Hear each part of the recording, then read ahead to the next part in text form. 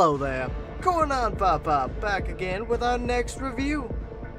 Today we'll be taking a look at the often overlooked Resident Evil Dead Aim.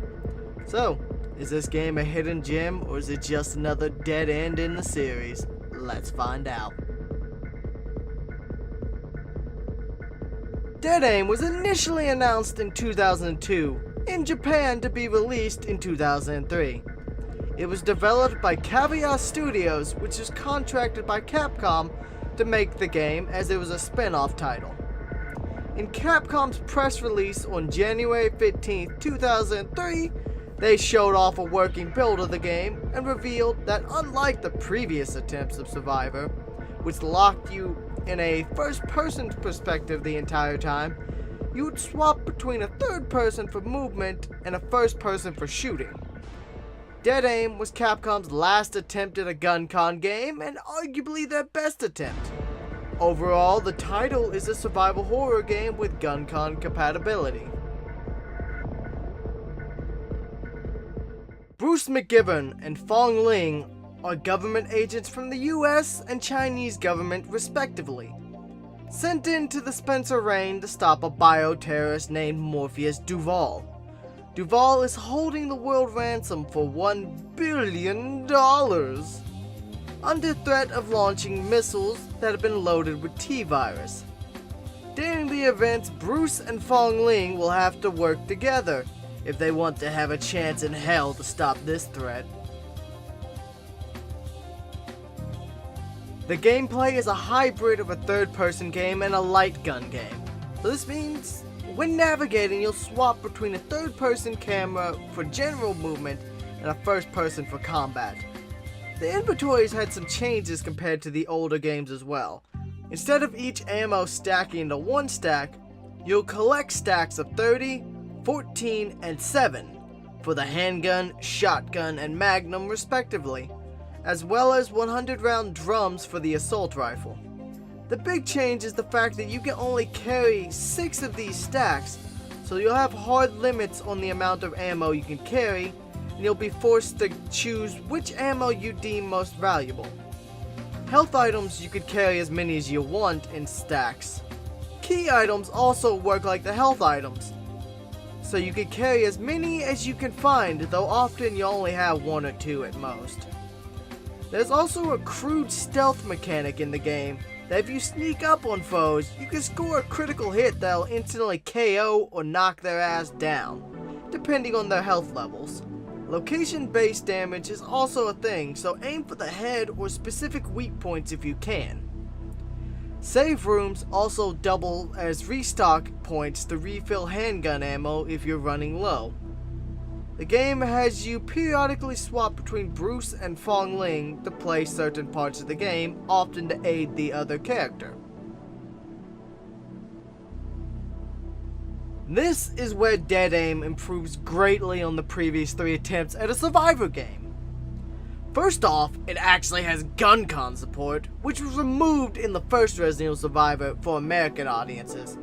Second up is the movement controls, which has a third-person camera which plays more like Resident Evil 4 or Outbreak, and it's fucking less clunky than the constant forced first-person perspective found in the previous games. For shooting, it's still awkward and clunky without a proper gun-con controller, but it is manageable. You're better off dodging most of the enemies within your path and shooting what you have to. The nice thing about the good movement controls, it's quite a bit easier to just run around and juke enemies. Good thing the movement is improved, or else it would be impossible to run away from Morpheus.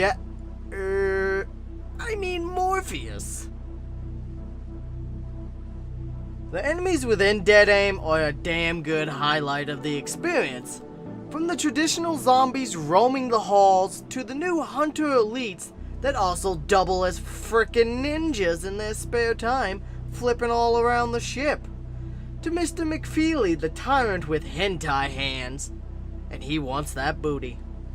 And even the traditional big bad who stalks you throughout the game, giving you hell, have pretty interesting designs and backstories.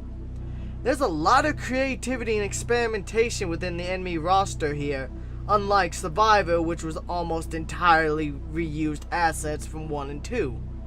Taking older concepts and trying new things with them, as well as making entirely new concepts for the series.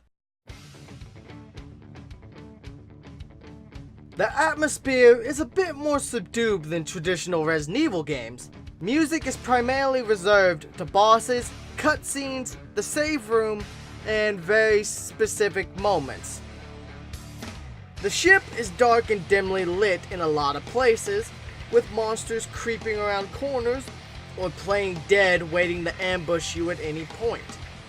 There's a decent variety of areas to explore, but it's mostly limited to indoor segments outside of the few outer decks.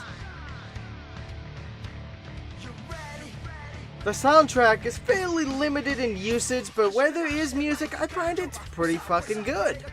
Each track is tailored for a specific scene or area, and each track is also diverse and varied.